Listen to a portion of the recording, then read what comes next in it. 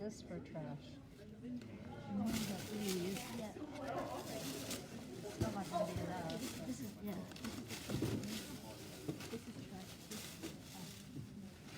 It's just not. You know what, I can ask, Okay, that'd be good. Yeah, that'd be great. If we have one of those big ones. We're gonna try and find the trash. Meanwhile, we got a ball.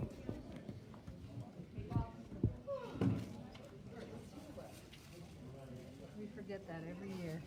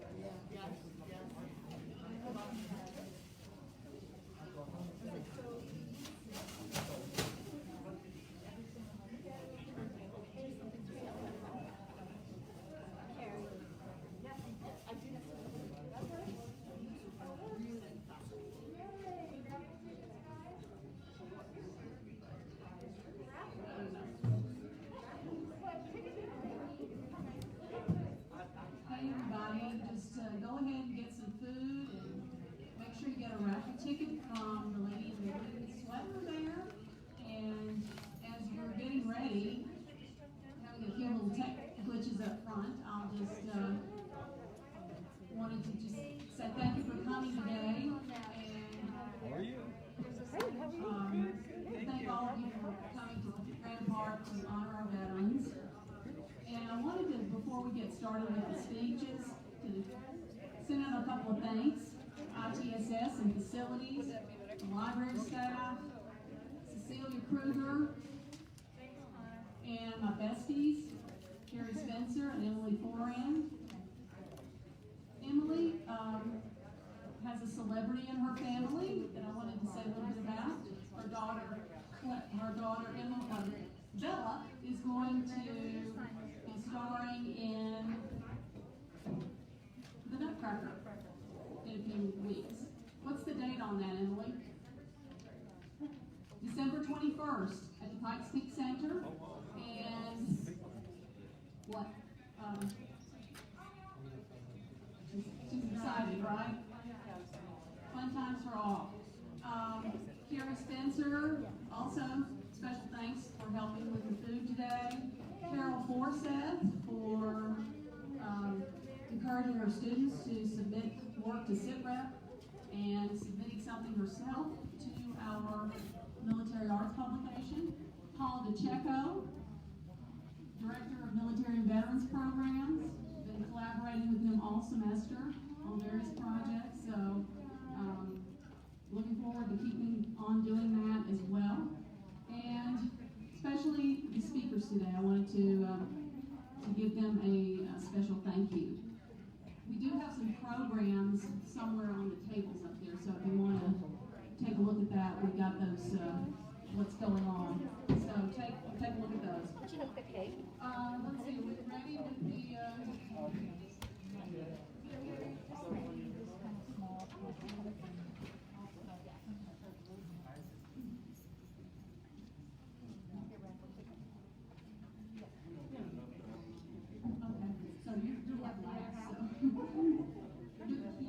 Okay, our first speaker today is my history student, Ryan DeLaO, former Marine. He's going to be talking about his reflections on serving in Korea and having a family member also who served in Korea. So Ryan, if you want to come on up, we'll get started with him.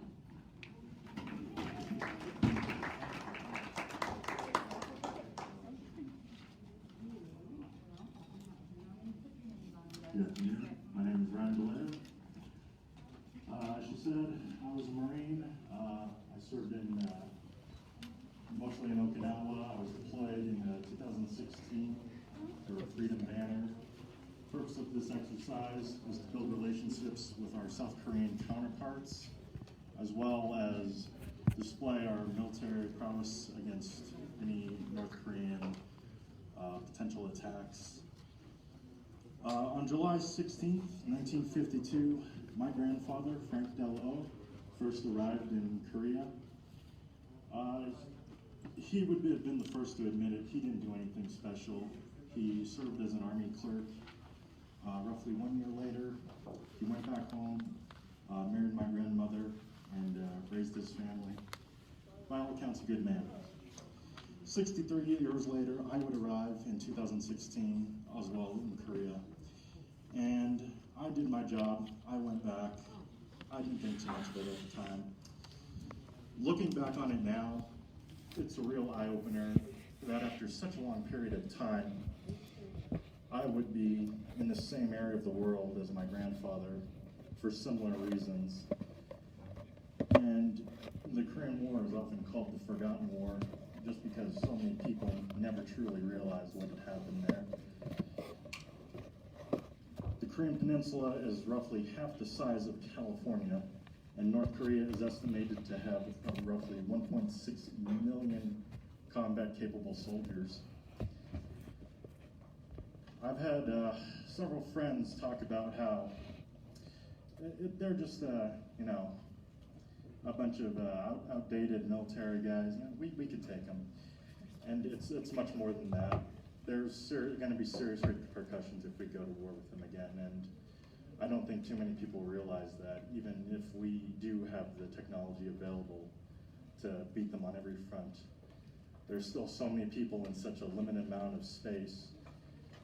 It is a real issue there. Excuse me.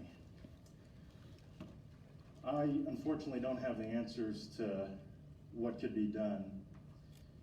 I just hope that we can resolve this as peacefully as possible. Thank you for your time.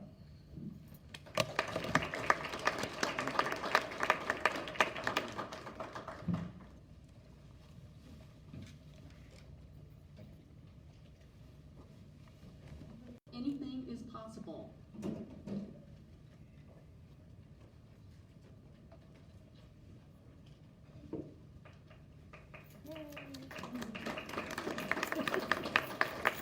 Father, who is serving now at Camp Humphreys, is stationed there in South Korea. He is a major in the Army and one of the greatest leaders that I know. Anything is possible. There's always that one chapter in our lives that helps build our character, whether it is middle school, high school, or college. There'll always be a moment in our life that'll make us change. Middle school and high school are where I had to change. Keep in mind, this chapter of life is where dumb stunts and degrading comments determine popularity. As a child, my appearance is not the greatest. I was constantly worried about what others thought of me, and this mindset made me eat my feelings and gain weight. Soon, my confidence began to plummet. I tried keeping my head on my shoulders, although the effort was very short-lived. Because when someone tells you something negative enough times, you'll begin to believe it. Every day was a constant battle with myself, as I did not want to go to school because I knew the next day or every day I'd be made fun of. Each comment was like a dagger through my soul, but I just kept pushing because I'm a Gonzalez, and we do not quit. Mention to my parents I was being bullied, and their expressions hurt me more than they hurt them.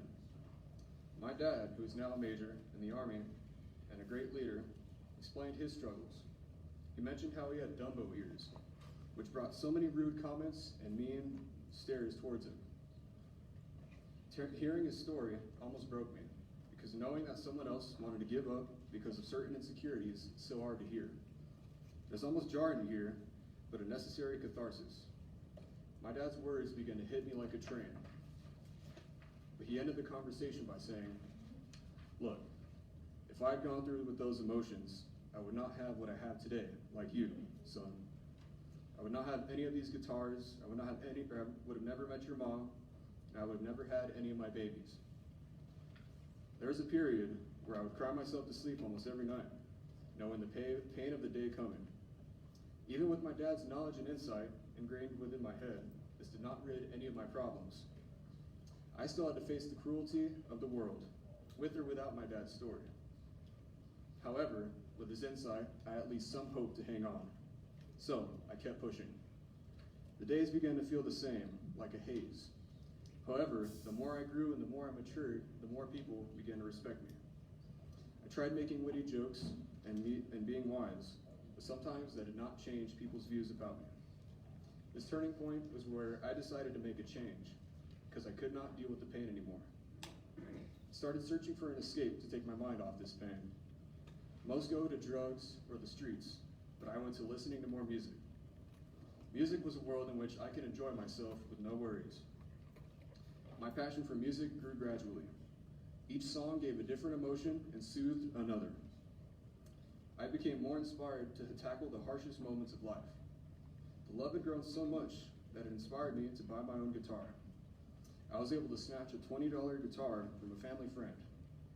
Even though this guitar was a crappy piece of shit, I mean, we always got to start somewhere, am I right? I began to noodle around on this guitar, but even though I had no clue what I was doing, I heard a significant difference in the way I sounded. Each hour of practice made me sound at least 4 times better.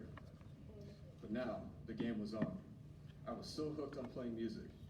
The more I played, the harder my fingertip calluses became. All day, every day, I wanted to play my guitar. My guitar and I became inseparable. The rampant emotions slowly came to a halt. Even if rude comments were directed towards me, I would exchange a witty comeback and walk away, unfazed. My mindset now was, do not talk smack unless you know how to play Crazy Train, Back in Black, or Kashmir with perfect timing and rhythm. I knew so many songs at the time, and I felt like a rock star. Also, I began growing my hair out like my idols. Even if my emotions tried getting the best of me, I would play my guitar and feel a hell of a lot better. Music lets me express who I am, with no worry of what anyone thinks. More confidence and power came with this music.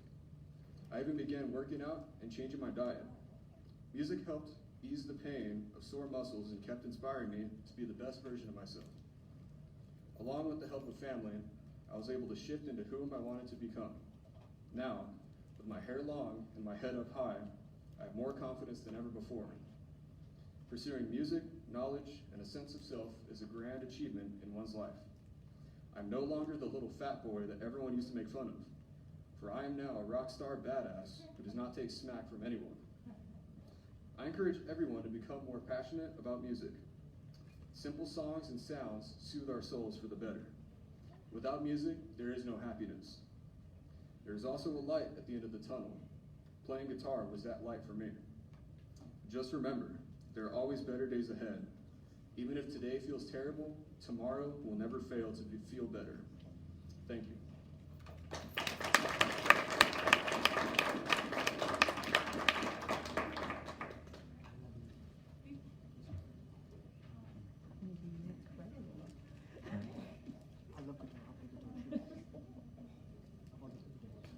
I think Nick's essay about overcoming adversity is a perfect segue into our next speaker, U.S. Army Major Mike Mccabe, who has overcome a lot of struggles and challenges himself. So I'm going to just turn it over now to Mike.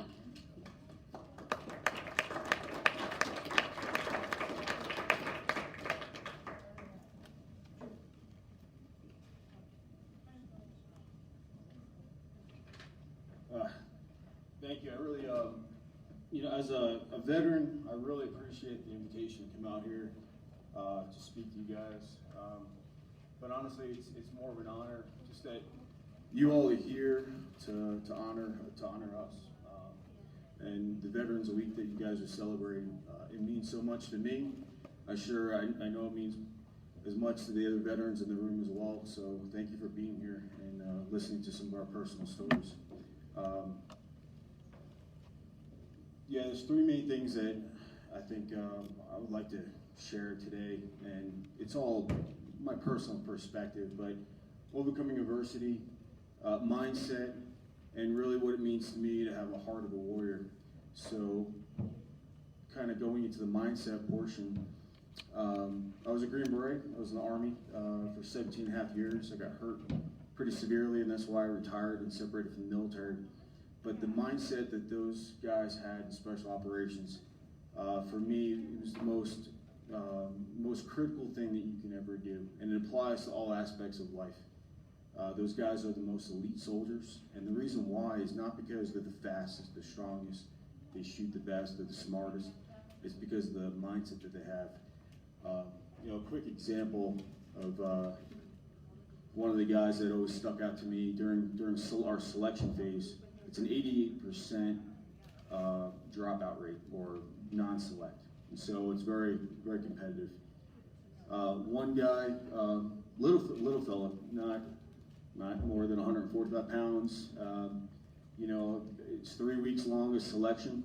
They torture you. It's you got professional warriors. All their job is to weed you out and make you quit, and see who's going to last, so that you can go on to the next phase of training, and they actually spend the time with the guys who are worth it to train.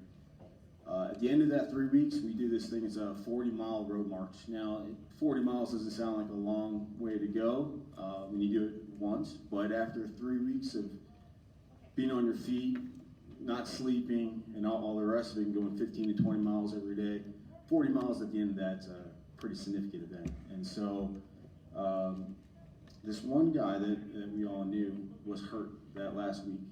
Turns out he fractured his foot in 2 places, and he still walked that 40 miles in such that I couldn't imagine the pain that he was in.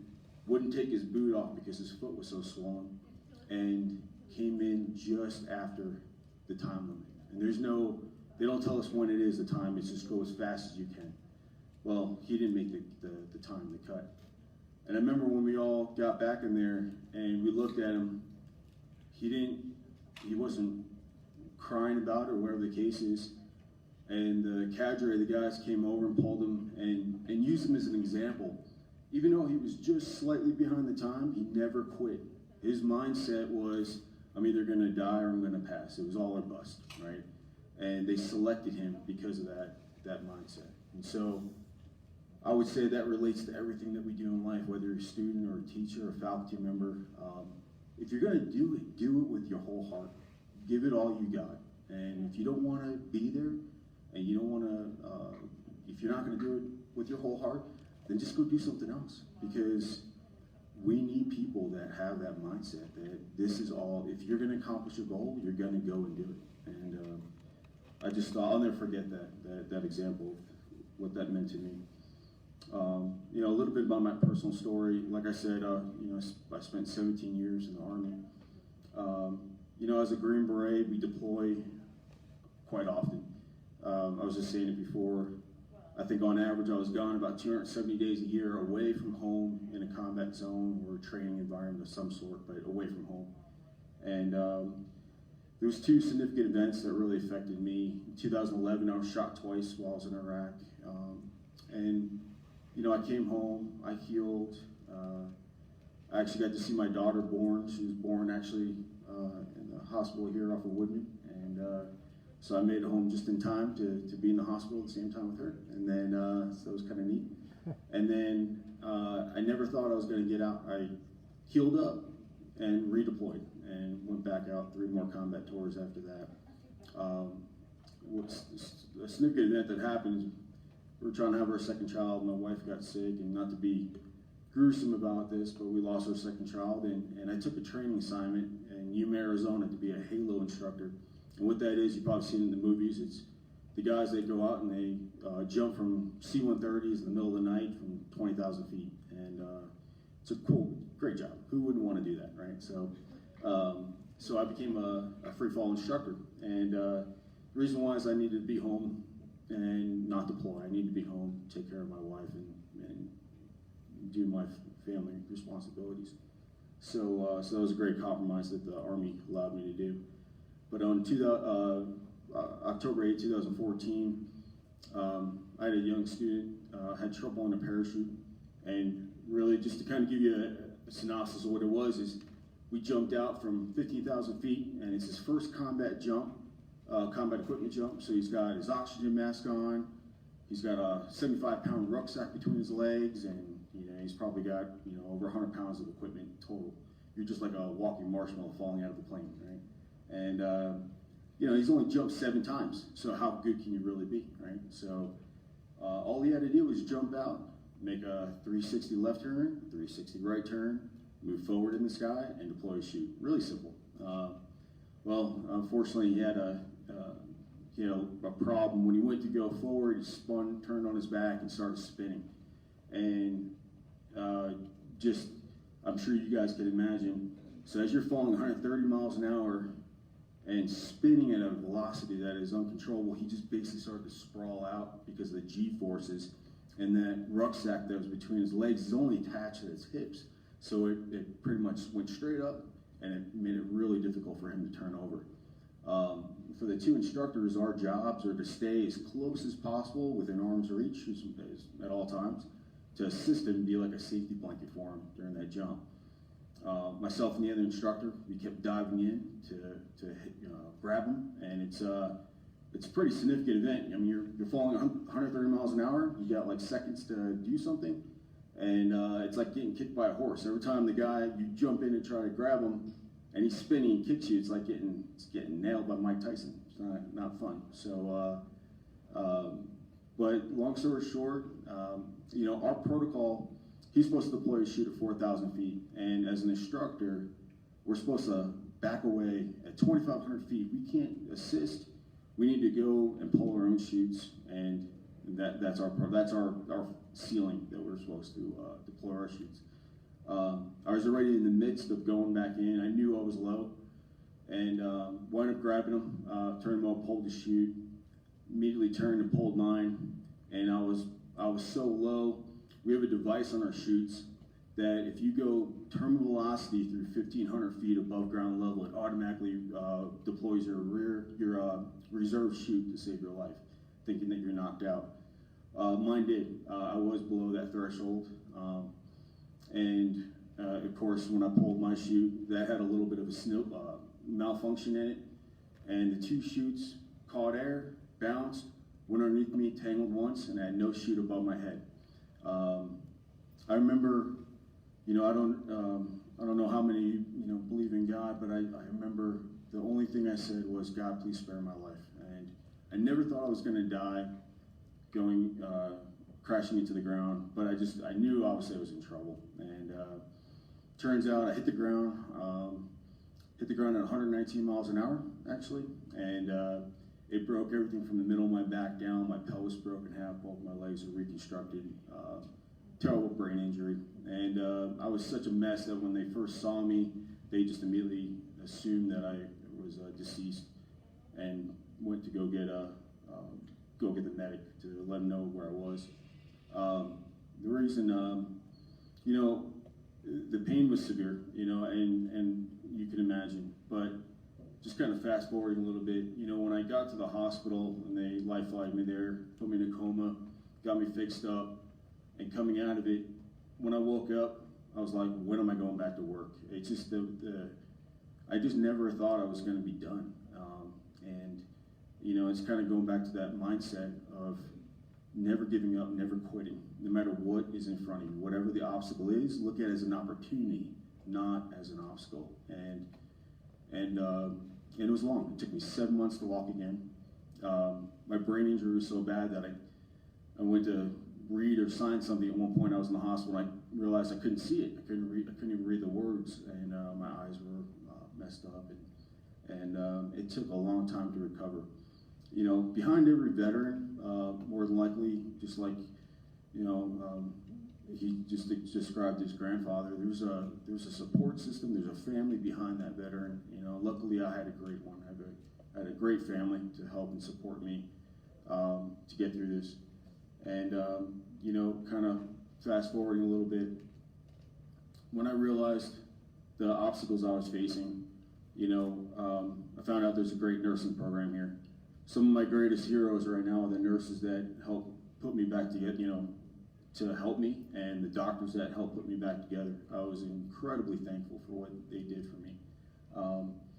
Later on, through that recovery, I realized that there was something missing in seeing some of the other guys that were wounded and injured, and it was, what is a heart of a warrior? And I wanted to define that. And so, you know, what I realized later on in seeing other people hurt, it wasn't just a Green Beret as a warrior. It was, I don't care what gender, shape, or size you are, it's the heart that matters. It's what's inside of you that is going to make you go forward, fail forward big, or are you too afraid to even try, you know? And so I wanted to help people with that heart. And so I cowboyed as a young man. I had I had a chance to be an intern and cowboy again after I got hurt. And you know, it was important for me to go do that because I was told I would never walk again.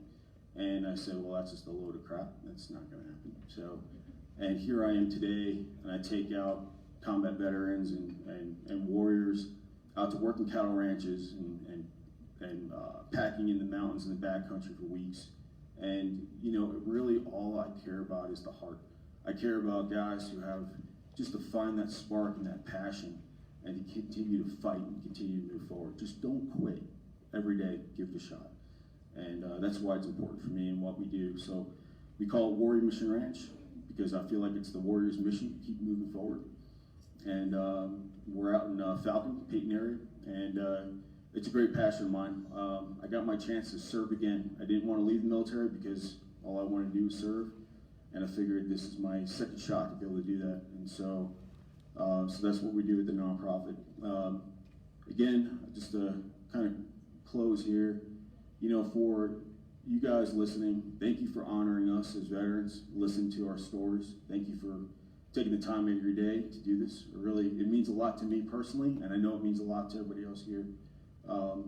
You know, there's a veteran that has a story, and if you take the time to listen to what they have to say and see the experiences they've gone through, you can gain some great knowledge.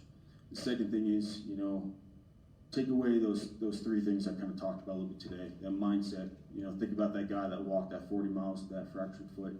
You know, think about the heart of a warrior. What does that mean? I don't care what you look like. It's the heart, right? And you can accomplish a lot, right? And again, thank you for your time. So that's what I want to share. Thank you.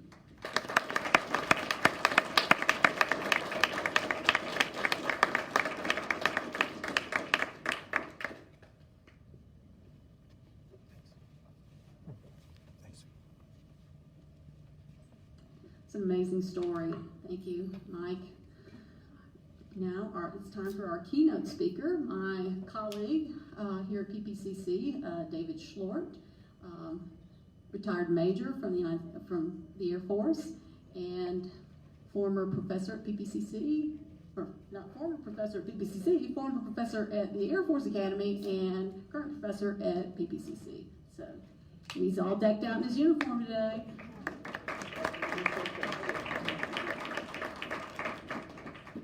You're fired, David.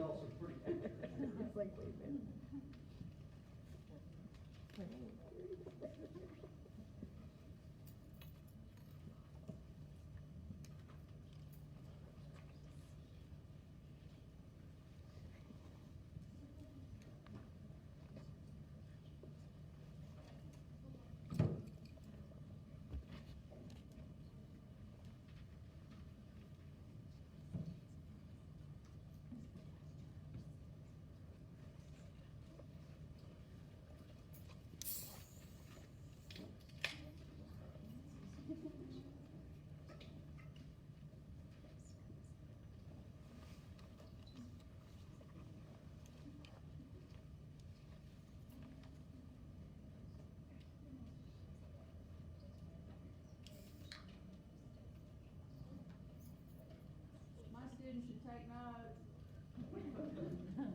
You will be tested on this stuff. All right, how's everybody doing today? Thank you all for having me here, even though I kind of live here. I am David Q. Schlort, retired U.S. Major, and out of the Air Force. And as a history teacher, I just can't go anywhere without my slides, so I thought y'all might like to see a few pictures anyway. They asked if I would come up here and talk a little bit about Desert Storm, Desert Shield and Desert Storm, which we are just past the, I can't believe I'm saying this, 30th anniversary of it, which I can't believe because only old people celebrate 30 years ago, and that can't be me, but I don't know, maybe it is. And I was about 30 years old when Desert Shield and Desert Storm occurred, and so it's quite a shock to realize that it's been that far back. Of course, our last speaker gave you some war stories, and I highly encourage you all during Veterans Week, Veterans Day, search out some of the veterans around here and listen to some war stories, because there's some important things that you can get from them. I highly encourage them, and I always tell my students that in class I'm going to teach them and give them some war stories as we go along. And I said, do you know what a war story is? And some of them will shake their head yes, and some won't. And I say, so if you don't know what a war story is, do you know what a fairy tale is? Okay, most people know that, right? So how does a fairy tale begin? Once upon a time, right? Once upon a time. And how does a fairy tale end? They lived happily ever after. Well, war stories are very similar to that, except war stories begin, no joke, this really happened. And that's a clean version, okay? And they end, and I've been screwed up ever since. Everything in between is pretty similar to a fairy tale in many ways, but they give good information. They talk about people who've been there, people who have done that, and got the T-shirt several different times. And so I think war stories will help you out a lot in understanding the military, understanding what it means to be a veteran, and understanding a little bit about the life that they had to live. Now, obviously, we can't show you everything about our experience as a veteran, but we can give you a taste of it. We can show you a little bit about what it's like to live a military life. I was very fortunate. I spent 24 years in the United States Air Force. Most of that time, I flew the handsome high-performance C-130 Hercules, the greatest aircraft ever built, throwing people, like our last speaker, out to plummet earthward. And while I stayed in the airplane, because it was still turning and burning and everything was great. So I did not have to leave a perfectly good airplane. And when I was out at the academy, I flew the Wings of Blue around, and they said, "Major, when are you going to go jump with us?" And I said, "Well, see those propellers out there? When they stop turning, I'll be glad to take your parachute, and you can come up and be the aircraft commander." And none of them took me up on it, so I never left the airplane. But I threw a lot of people out of them. Desert Shield and Desert Storm came about at a real turning point in American history. When I came into the Air Force, we were just a few years past the Vietnam era. And in fact, as a young co-pilot, as a young lieutenant in the airplane, I got to fly with a lot of guys who were Vietnam veterans, as we called them. And they taught a lot about what they did during the war, during a time when we were trying to rediscover ourselves, trying to figure out what the military was going to be like, what the Air Force was going to be like. And as you all know, the Vietnam era was a pretty rough one for veterans, for people who were in the military. There were a lot of people who didn't like the military at that time. There were a lot of people who didn't trust the military. And the Vietnam veterans are probably our veteran group that were most badly treated when they came home. And so we were still trying to find ourselves. We were a new military. We were an all-volunteer service. We did not have any conscripts. We did not have any people who were draftees.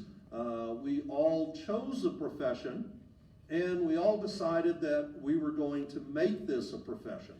And so it was a very different type of military from post-Vietnam than it was pre-Vietnam.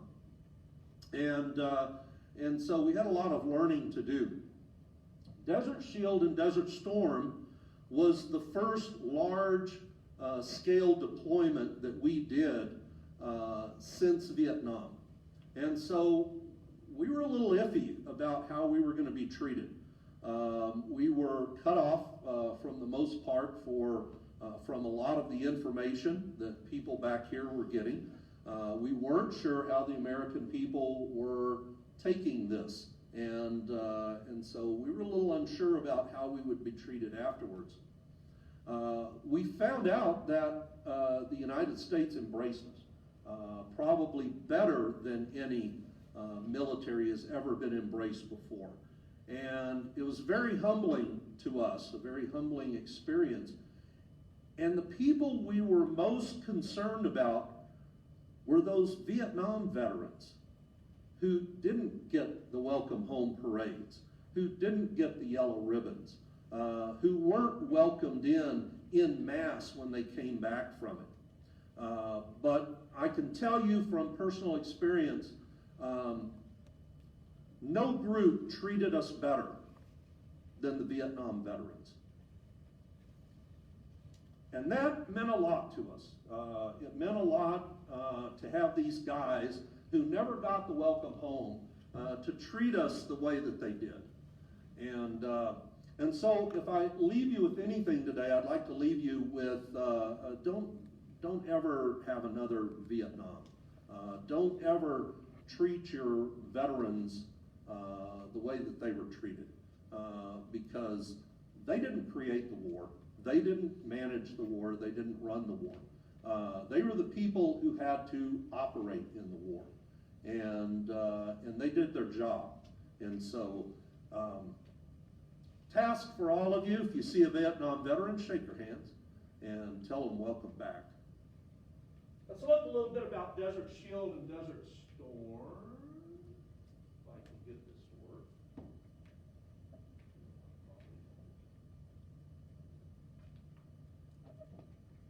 We got it.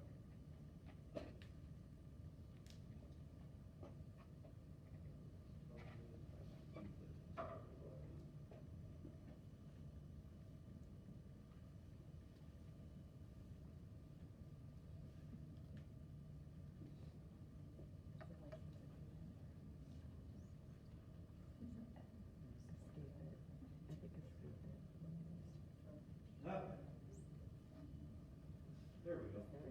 Now maybe I've got it. The deployment for Desert Shield and Desert Storm started after the 2nd of August 1990, when Saddam Hussein's Iraqi forces moved across the border into neighboring Kuwait with the intentions of making Kuwait part of Iraq. And immediately the United States and its allies began to bring political pressure against Iraq, and gave them the opportunity to leave Kuwait, to get out of the country. This went on for a few days, and then finally President George H.W. Bush said enough and began moving forces into the area. Primarily Saudi Arabia, Oman, the United Arab Emirates, Bahrain, and Qatar, with additional units that would deploy into Turkey and a few areas to the north. On 12 August 1990, I boarded a C-5 to head over there. I had just come out of a Joint Readiness Training Center exercise where I was an exercise planner. And I ended up with strep throat. That's a whole nother story. And so I was DNIF, duty not including flying. And I was put on engine run crew. Engine run is not a lot of fun, but all pilots have to do it. If you get sick, you do it a lot. And so my job on a Friday night was to show up and begin checking all of the aircraft that had maintenance done to them, doing engine runs on them, pre-flighting them. I had a team of engineers and loadmasters with me. And we spent all night, Friday night into Saturday morning, checking aircraft and locking and cocking them, as we called it, putting boxcar seals on them so that they would know the airplane had been checked. The reason it was such a long period of time was they were told that the Little Rock unit might be deploying, and they didn't have any details on it, but we had to get 16 airplanes ready to go, as well as all of the schoolhouse aircraft. Little Rock is where you learn to fly C-130s. We had to get all of their airplanes ready, and so we were pretty tired by about 7 in the morning on Saturday morning.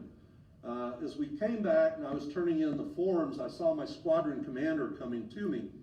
I was in the instructor squadron at that time. My job was to train new instructors as well as to run the JRTC exercises from the Air Force side of it, 11-day war to let people train primarily light infantry, special forces, and airborne troops. And so your squadron commander usually doesn't come out at the end of engine run and talk to you, and so I knew something was up. And he said, Q, they're going to send one of the Little Rock squadrons, and the wing is very short on tacticians, and they are asking whether any of our guys would go along with them. I was a tactician. I had gone through the tactics schools, and my job was to help plan and execute missions, train people in tactics so that they could go do their job and come back in one piece. And being a rich young single captain on flight status, of course, I said, sure, I'll go along. Better me than a lot of the married guys, although a bunch of the married guys went anyway. We went down to the tactics shop, got things loaded up, ready to go, and then I had to go and put my life on hold for an unknown number of months. We didn't know where we were going exactly. We didn't know how long we were going to be there exactly. We had no idea of what was going to happen because everything was still very nebulous at this point. I was lucky. I had relatives in the neighborhood who paid my bills and paid my house payments, and I just threw a bunch of money into their checking account and said, let me know how much more you need, and off I went to pack bags.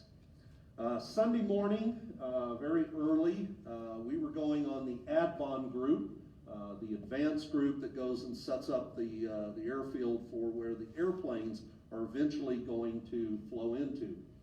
And so I and a few of my friends, about 100 of us on the airplane, crawled up the ladder to the back end of the C-5 and prepared to go. Now, I considered myself a professional at that point. I had already participated in operations in Honduras and other areas in Central America, doing work for the Contras, doing operations in the Caribbean, in Europe. I'd done numerous rotations into Europe for Cold War type operations. I'd flown to the Pacific, I'd been in Asia, so I considered myself pretty much a professional, and this was no big deal until I started crawling up that ladder to the C-5. Everything had just been natural. All the things that we normally do. Grab a bag, pack a bag, throw in what you think you might need, throw the cat outside, fix up the payments, and leave, jump in the car.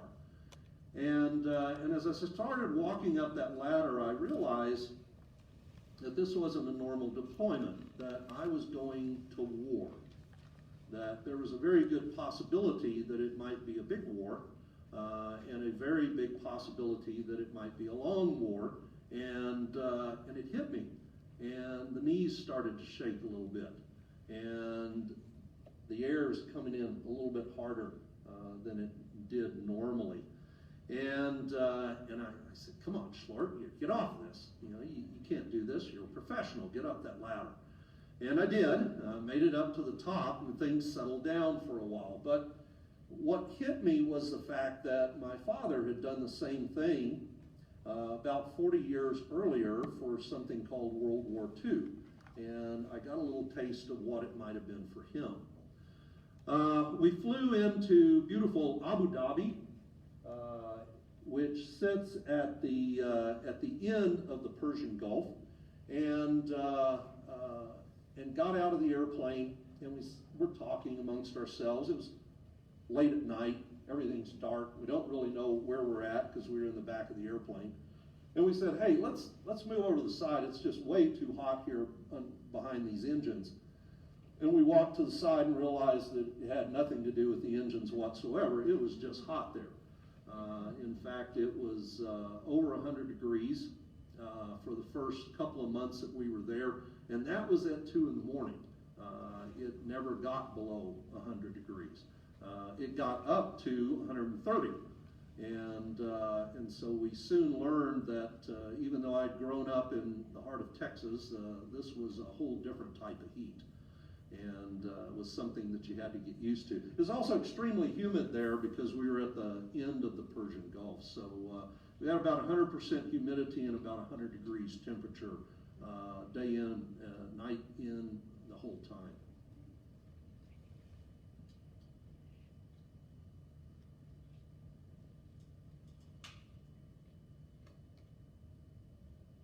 These are just some pictures that talk about the UN Security Council, people getting ready for what we would need to do, and the airplanes beginning to deploy.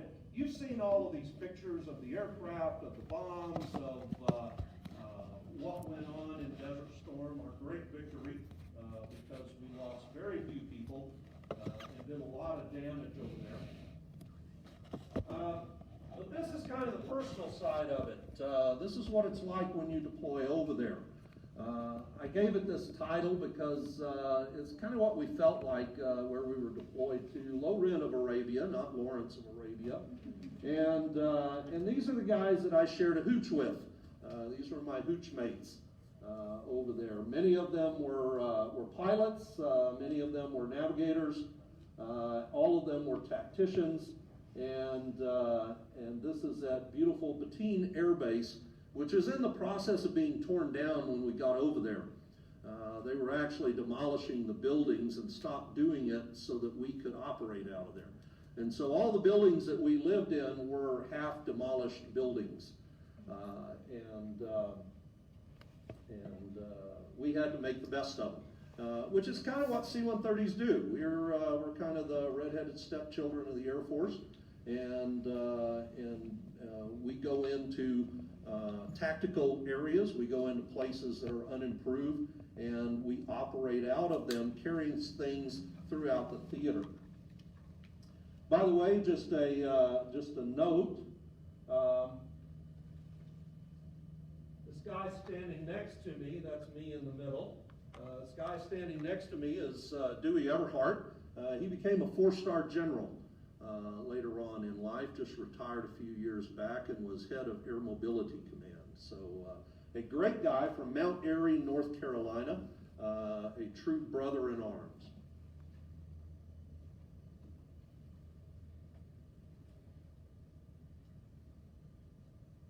These are some of the places that we deployed to. C-130s fly everywhere.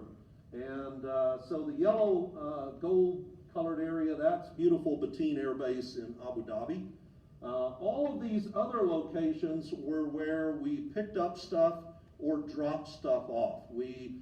Our job was to pick up things at the ports, haul them out to all the deployed locations and set up fighter bases, set up Army posts, and then resupply them throughout. We flew medevac missions. We did dirt landings in the desert, wherever the Army was, wherever the Air Force was, we hauled their stuff out there in our beautiful 4 fans of freedom, as you see down there in the bottom corner.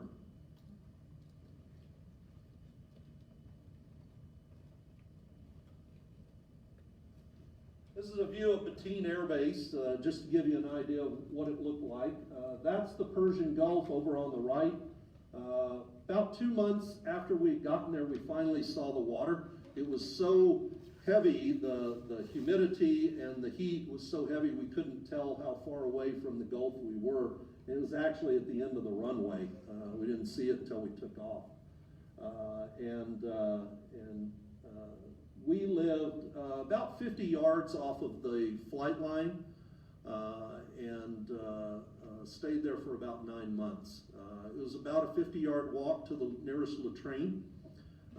And we had it good because we had latrines and we had running water.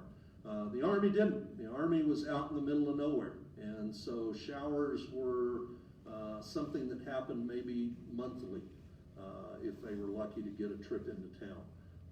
So everybody that deploys has their own story. Fighter guys had really nice quarters in most areas. A lot of people had really, really bad quarters in some areas. Everybody has their own experiences. There is no one story of Desert Storm, just like there's no one story of Vietnam or any other war that people were at.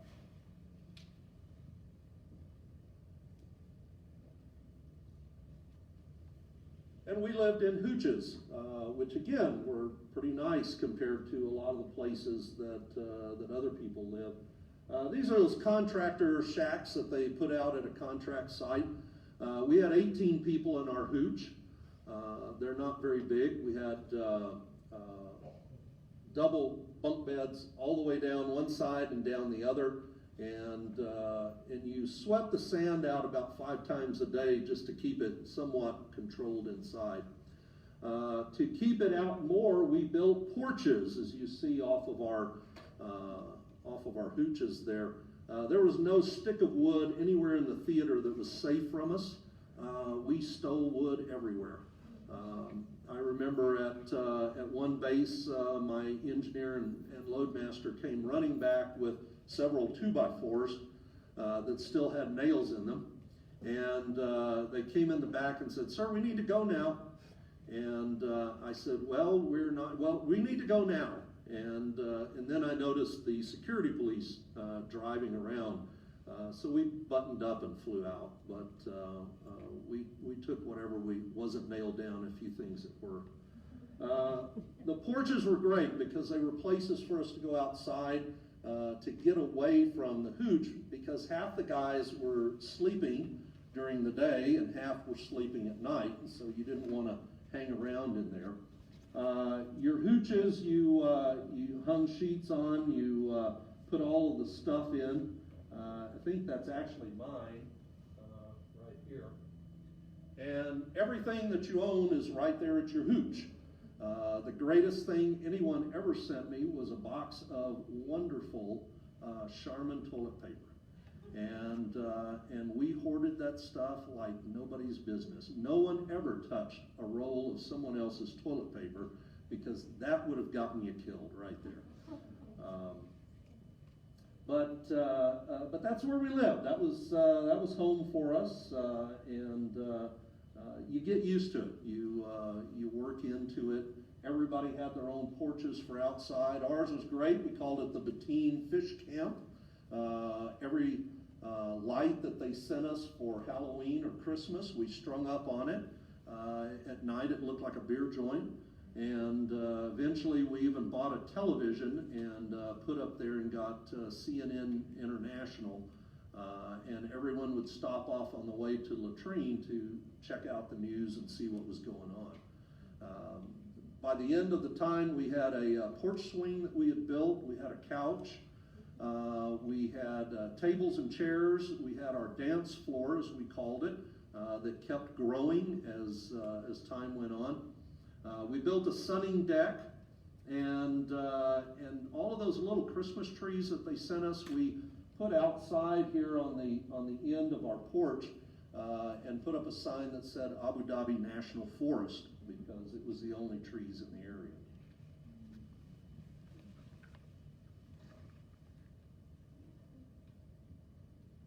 This is what we did to keep our sanity. We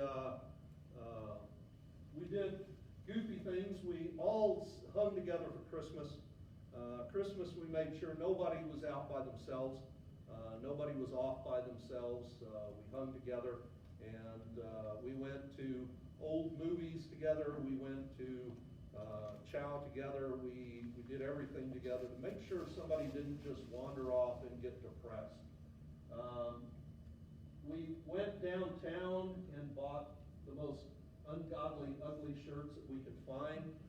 That was for New Year's that we celebrated. And right before the shooting war started, they threw a dining in for us, which we went in flight suits. And we found a bunch of these old blue shirts. We put our P for prisoner on it, and we had our laundry number on as our prisoner number. And everybody loved those because we were behind barbed wire the whole time. We could go downtown after October, about 45 at a time on a bus, courtesy of a student of mine.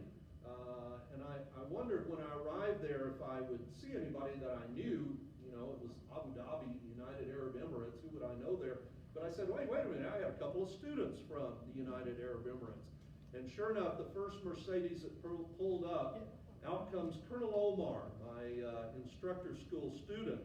And he says, Q, my friend! And he ran and he embraced me. And that was the greatest thing that we had there because Colonel Omar was the second in command at the base. And he made sure that we got access to their workout facilities. We got access to their officers' areas. We got a bus to take us downtown from time to time because 9 months gets rather old if you're behind barbed wire the whole time that you're not flying. And so Colonel Omar was a super person, good friend. Really appreciated him. And so I've promised myself to be nice to any foreign students I ever have from that point on. Colonel Omar is now Ambassador Omar Al-Battar of the United Arab Emirates, Ambassador to China. So it's nice to have friends in high places. Every camp had one of these, our signposts, that pointed where and how far it took to get home. And then we had, this was our Wheel of Fortune. After a while you get a little cynical. C-130 guys get cynical from the start. And the Wheel of Fortune was you could spin it and see what you were going to do that day. And so this is on get drunk and make a total ass of yourself, which was very difficult to do considering we didn't have alcohol over there. When we did get it, you could have 2 beers a day, very small beers. And again, we were lucky because a lot of people never got that, those who were in Saudi in particular. Be a man, stick it out to the bitter end and don't whimper. Rotate back to Little Rock for a knee problem or upgrade. This is being angry at people who got to do that because we were still there. You can read the rest of them some other time. Just showing you what the hooch looked like. There's our first sunning area. This area was all, for the UAE, they had a training camp out here. And so their trainees were out there marching around and learning how to be soldiers. And we had to put these barriers up because bare skin would offend the locals, and so we didn't want to do that. Later on, we moved it to the other side of the hooch, and we made it second story, which is even better. That's where we flew. This is what a lot of that area looks like. That's sand as far as you can see. That's a C-130, and there were some times that we were flying. I remember one day we were flying from Oman up to Saudi, and we were at 19,000 feet, and for several hours, you saw absolutely no sign whatsoever of human habitation anywhere. It was just sand and lava flows, as far as you could see. And so, not the easiest place to navigate, because there's nothing to navigate off of.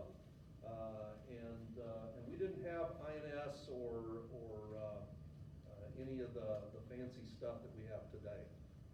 So we were dead reckoning and timing and even shooting cells sometimes to find out where we were at. They also turn off all the nav aids when you're in the middle of an air war, so you had to kind of guess a few times. So interesting flying experiences. That's our dining in that they threw to us.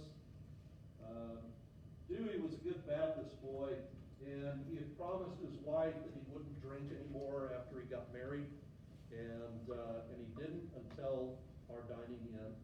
And we said, Dewey, you got to be one of us. You got to be one of our brothers. You know, you got to celebrate with us, because the war is going to kick off, and we never know when we're going to be back. And so Dewey was quite happy in that picture, and told us all on the bus how much he loved each one of us. He didn't remember any of it the next day. The aerial campaign started in January, went through February, and it was pretty amazing.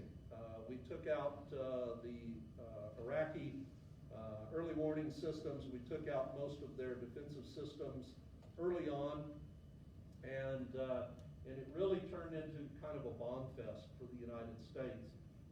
We took losses, but not many, and we did an amazing amount of damage.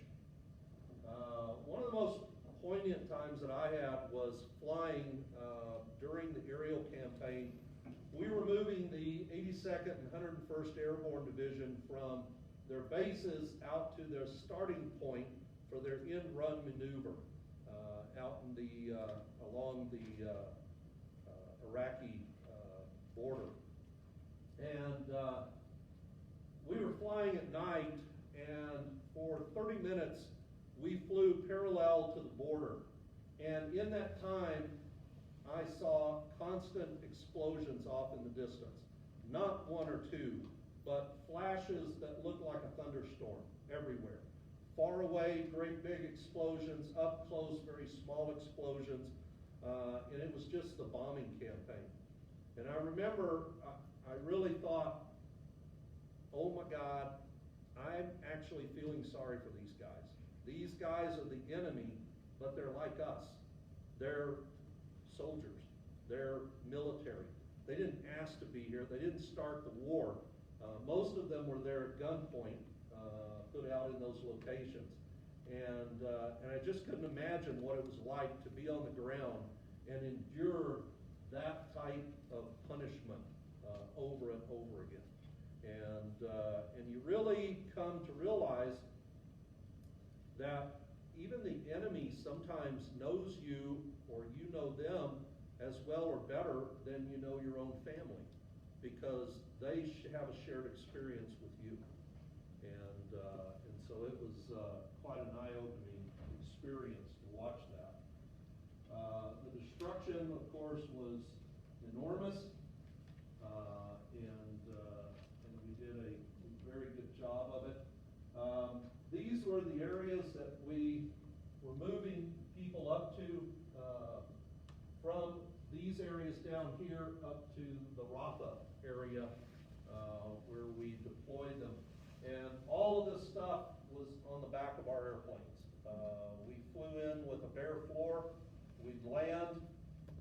We might get personnel. If we did, they just strung some 5,000-pound tie-down straps. They'd sit on the floor and hold it. We could put like 200 and some odd people in the airplane. We never rigged seats. You might come in and pick up a truck, a deuce and a half. You might get Humvees. You might get a Sheridan, and you'd load it up. You'd take off. You'd go up. land on a dirt strip or land on a piece of highway that had been fenced off for a runway, drop them off, head back, pick up another load. And you did that until you ran out of gas, and you went home. But it was an amazing deployment. That's Log Base Charlie down there. It was a piece of road, and they just moved the road around it, and that became our runway. And you can see we're just packing people in as tight as we can get them. One day as we flew by, these are tanks that were out here in the area, set up behind berms. One day we flew by and they were gone, and we knew the land war was about to begin. And sure enough, on 23 February, it began, and it was an amazing victory. This shows some of our forces and where they deployed, and it was a rout. I like to show this map because this is where we started from down here. We were moving all of the 101st and 82nd over here. They made a sweeping end run around to cut off the Republican Guard from Kuwait and force a quick end to the operations. The reason I like to show you that is Norman Schwarzkopf, who was in charge of the ground forces, read history. And I'm a history teacher, so I've always got to foot stomp this one. If you take this map and you turn it sideways, you have an exact replica of the Battle of Ulm under Napoleon. He did the exact same thing. We fainted over here with our Marines. We sent the Navy up here. We had our Marines practicing doing amphibious landings, and we started moving them over, and as we did, our intel started to show us the Republican Guard and all the Iraqi forces moving over here to the coastline, and we knew we had them. We didn't attack amphibiously. We just feinted, brought them over, and then we cut them off. And so Saddam Hussein should have read Napoleon. If he'd have looked into the past, if he'd have studied a little more, he'd have understood what was going on. That's some of the destruction afterwards. These were the Iraqis trying to get out of Kuwait, and we were determined not to let them. Ceasefire talks by 1 March, and we got to go home. And so it was a magnificent operation. It was a great piece of work by our generals. It was an even better piece of work by the soldiers, the sailors, and the airmen who participated in it. And we got to go home with very, very few losses. And we got parades, which was pretty amazing. We weren't going to participate in the parade they had at Little Rock. Oh, who wants to go to a parade? I don't want to march in it. And Dewey was adamant. He says, come on, boys. He says, we got to do this. We finished up. We got to do this parade, and we did. And it was the greatest day, I guess, in my life. Really got you right here. Unfortunately, we did take losses, as we do in all wars. I was airborne directly across from most of our casualties when it happened. We'd been doing missions at night. They told us the weather was too bad. We were supposed to head back. As we were going back our normal route over Dhahran, they said, we got a condition red, we got scuds coming in, you guys need to head out over the ocean. We cleared it from the naval ships, which is why we normally didn't fly over there because they'd shoot us down. We went out over the ocean, and as we were directly abeam Ron, we saw the missiles come in, we saw the Patriots come up, and we saw one of them come down, one of the Scuds come down, and by pure accident hit a facility that we were using for new soldiers coming into the area. And it was the biggest loss of life that we suffered in Desert Storm. We watched it blow up and said, oh, that's not good. Somebody took a hit there. When we got back, we turned on the TV and we found out what had actually happened, and it really brought it home to you. This was my war. This was my deployment, 9 months. I did other stuff. Was involved in operations in Bosnia and Somalia, and Kosovo, and other things, but this was the big deployment on the thing. It was a time that really meant a lot to me. I would not want to do it again, and yet tomorrow I'd sign up in a heartbeat. Because I got closer to these guys than I have ever been to anybody, I think including my family. And they were truly the reason that we made it through. We held together, we stuck together, we made sure that everybody was doing okay, and we kept it light, as light as we could, and that's what being a veteran is all about. Those brothers and sisters in arms. And I would like to say, just real quick, something about the ladies. This was one of the first wars where we actually sent women into combat areas. That's a misnomer. Women in America have been in combat in every war that we've had. We sent them here on purpose, expecting them to be in a combat area this time. It was extremely hard on the women. They were in a part of the world that does not see women as equals, that does not respect women as soldiers or equals, and that, together with being very few women with a whole lot of guys, makes for a very difficult time for women. There are many more in the military now, and they're much more accepted. They are in combat roles, direct combat roles now. They weren't back then, but they performed magnificently. They were rocks. I know it was hard on them. A good friend of mine, Kelly Jo Bashan, was over there. She had a kid who was not yet 2 years old, and she had to deploy. Her husband stayed at home. He was a maintenance guy.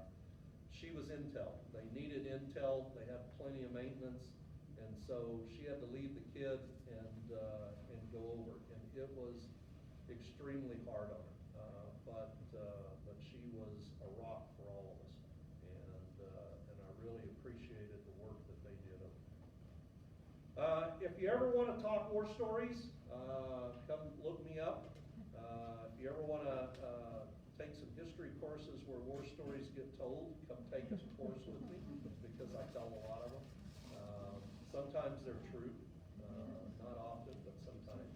And appreciate you guys having us. I appreciate you respecting Veterans Day, and look up a vet and shake their hand if you get the opportunity.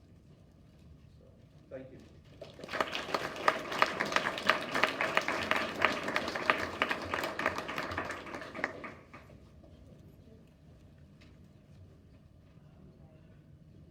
Thank you all for coming today. We do have a few things to raffle off, some neat books and coffee mugs that are in cool boxes. The boxes are cooler than the coffee mugs, I think. So, Carrie, do you have the box and stuff? So, anybody else need a ticket? You don't have a ticket yet.